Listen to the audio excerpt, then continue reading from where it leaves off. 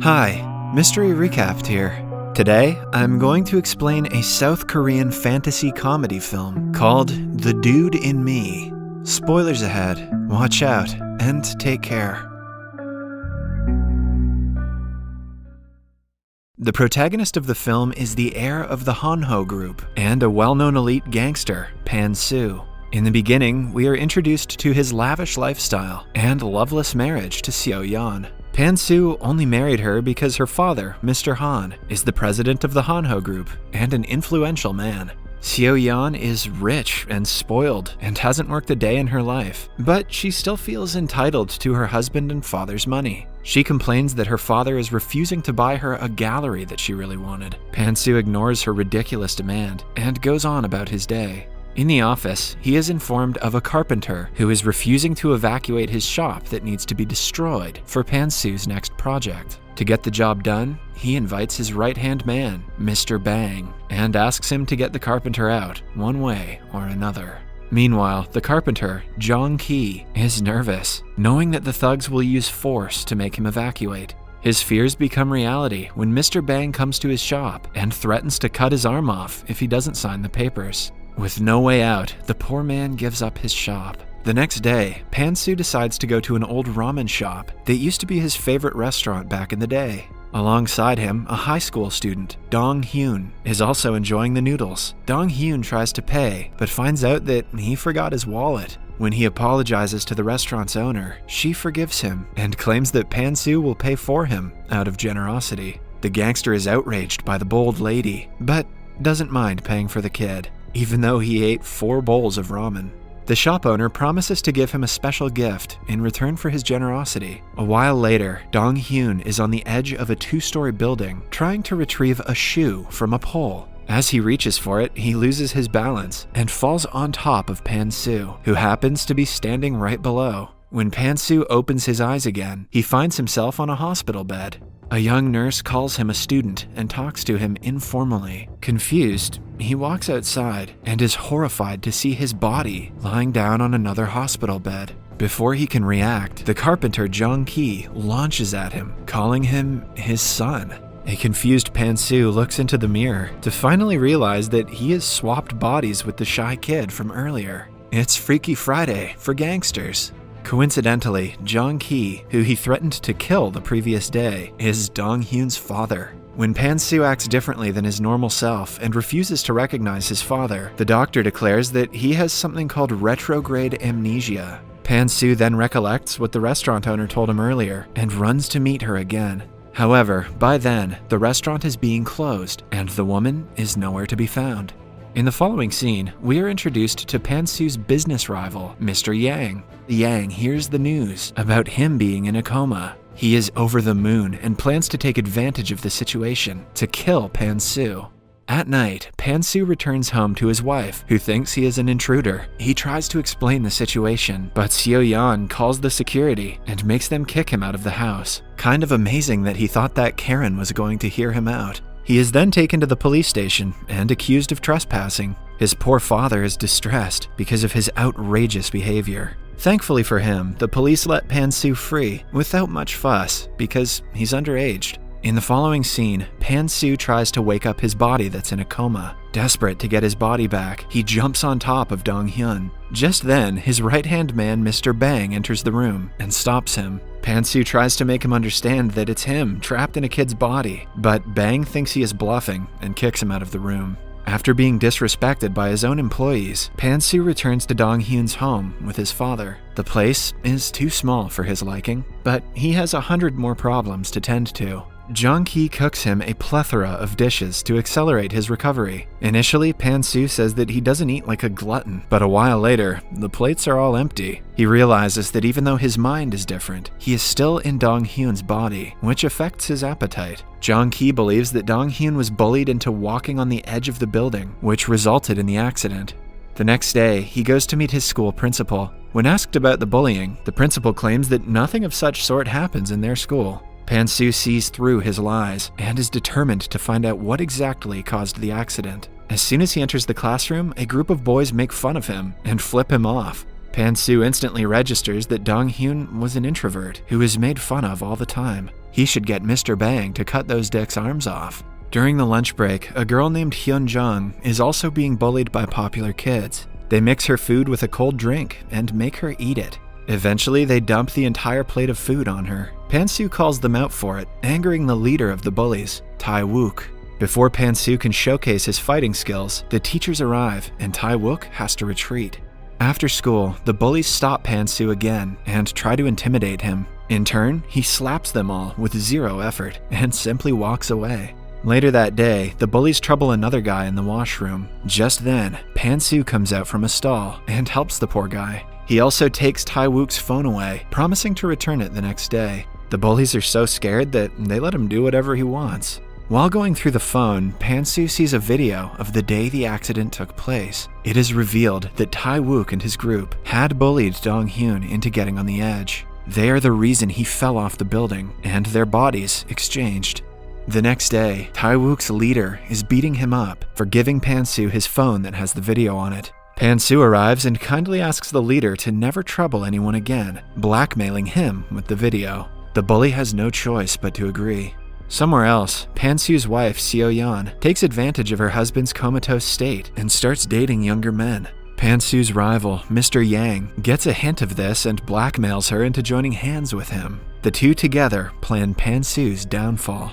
That night, Pan-soo goes to the hospital and meets Mr. Bang. He tells Bang everything about his past and proves his identity.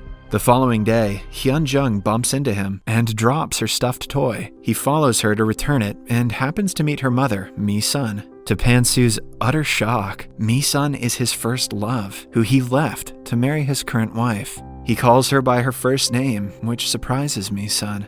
After Pan-soo runs away, he remembers how he and Mi-sun used to spend their days together when they were young. When he meets Hyun-jung the next time, he takes some of her hair to use for a parental DNA test. The results come out, and Pan-soo finds out that Hyun-jung is actually his daughter. Following that, he goes to meet Mi-sun and subtly asks her about her life. She tells him that she raised Hyun-jung all on her own because her father was not a good person. Pan-soo feels awful that the people he loves had to go through so much because of his absence. Somewhere else, his current wife, Seo-yeon, goes to her father with fake reports of Pan-soo misusing the company's money. In reality, she was told to do so by Pan-soo's rival, Mr. Yang. Her father believes her and starts to consider removing Pan-soo from the company once he gets out of the coma. Somewhere else, Pan-soo goes to a gym to lose weight and to get closer to his daughter, who is learning self-defense in the same institution. I don't like the way this is going. Initially, she is skeptical and is about to leave, but Mr. Bang pretends to be the instructor and convinces her to stay. Starting that day, the father and daughter train together and begin getting along well. Eventually, Pan-soo loses weight and gets fit. The girls in the school, including the bullies, are surprised by his new persona. During the lunch break, Hyun-jung's bullies stop her again, but this time she teaches them a lesson and defends herself efficiently. The other students are stunned to witness her newfound confidence.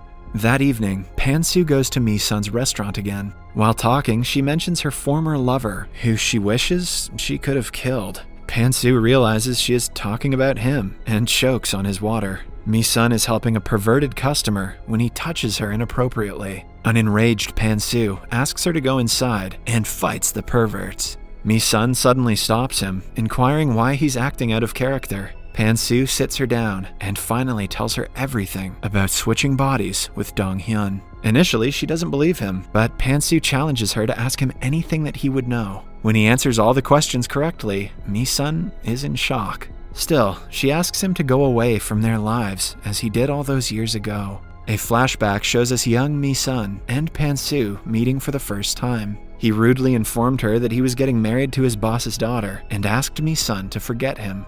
The following day, a popular guy from the school named Min-ho invites Hyun-jung to his birthday party. Hyun-jung, who has never been called to a party, excitedly agrees to come, unaware of Min-ho's actual intentions. After that, Pan-soo and Mi-sun meet at a restaurant where she bluntly tells him that she doesn't want him in their lives. He tries to win her over and kisses her in front of everyone. The people around them are shocked because to them, Pan-soo is half of Mi-sun's age. She pushes him away and slaps him in the face. Still, Pan-soo doesn't stop and follows her outside. Suddenly, he gets a call from his friend, who informs him about the bullies' plan to trouble Hyun-jung at the party. Pan-soo quickly rushes to the party and arrives there to see Min-ho pouring a bowl of alcohol on Hyun-jung. Angered to see his daughter crying, he fights all of the guys who are surrounding her. The girls who witness the fight fall head over heels for him. Hyun-jung also takes a stand against Min-ho and kicks him into the pool. After that, the father and daughter leave. The following day, Mr. Bang informs Pan-soo that his wife is conspiring to remove him from Han-ho's list of potential heirs. Pan-soo writes a letter to his father-in-law, Mr. Han, and asks Mr. Bang to deliver it to him. Later that day, Pan-soo is walking down the street when one of the girls from his class asks him out. He claims that he doesn't date schoolgirls. Right after, Hyun-jung arrives and asks him the same question. Horrified, Pan-soo tells her that he can never date her and walks away. Thank God. At home, Mi-sun also finds out that her daughter wants to date her father. She orders Hyun-jung to stay away from him. At night, Pan-soo's rival Yang breaks into the hospital to kill Dong-hyun. Just as he is about to do so, Dong-hyun wakes up out of the blue. Startled, Yang runs away. After waking from the coma, Dong-hyun finds himself in a strange body and runs to his father. Jong-ki thinks he is an intruder and is about to call the police when Pan-soo returns home. He explains everything to Jong-ki, who is still skeptical but agrees to believe them because he's a fan of Lindsay Lohan. Following that, Pan-soo asks for Dong-hyun's help to solve things with Mi-sun. The two go to her restaurant and pretend to have returned to their own bodies. As Dong-hyun apologizes to her as Pan-soo, Yang and his men come to the restaurant. He had followed Dong-hyun from the hospital and is here to kill him once and for all. Dong-hyun cries, begging them for his life, surprising Yang and his group. Pan-soo sends Mi-sun and Dong-hyun to another room and himself fights the thugs. But this time, they have come prepared for his attacks. Suddenly, Mi-sun comes out and opens a gas cylinder, threatening to blow up the entire place. Yang and his men have no choice but to run away. Due to the chaos, Mi-sun finds out that the guys were lying earlier. Still, she talks to Dong-hyun as Pan-soo and tells him about the hardships she faced because of his absence. The two hug in the end. Somewhere else, Mr. Han has found out that his daughter lied to get her husband in trouble and hide the fact that she has an extramarital affair. Han disowns her and refuses to give her an inheritance. He also asks Pan-soo to meet him instantly. Since Pan-soo cannot go in front of them himself, Dong-hyun goes in his place with a microchip in his ears. The chip works fine for a few minutes, but when Han asks him about his second family, it turns off. With no one to communicate to, Dong-hyun is alone to make Pan-soo's decisions for him. He says that after returning from the hospital, he realized that family is the most important thing in the world. Hence, he is removing himself from the Han-ho group to be with his family. Han respects his decision and lets him go. When Dong-hyun returns to the car, Pan-soo hugs him, thanking him for doing the right thing. But their happiness doesn't last long when an enraged Seo-yeon hits them with her car. Pan-soo is severely injured and has to be taken to the hospital. As he is talking to his family on his deathbed, Dong-hyun falls unconscious. In the following scene, Pan-soo is in an operation theater. His surgeon is the same woman who caused the body swap initially. She asks him if he liked the gift and changes him back to normal. 6 months later, Dong-hyun, in his own body, returns to school. Everyone respects him and is nice to him. He and Hyun-jung have started dating. Wow, I've never seen a dad wingman that hard. Meanwhile, Pan-soo has bought a better place for Mi-sun to run her restaurant. All of them, including Jong-ki and Mr. Bang, work for her as employees. Subscribe for more videos like this, turn on notifications, and leave a like to help the channel out. Thank you for watching.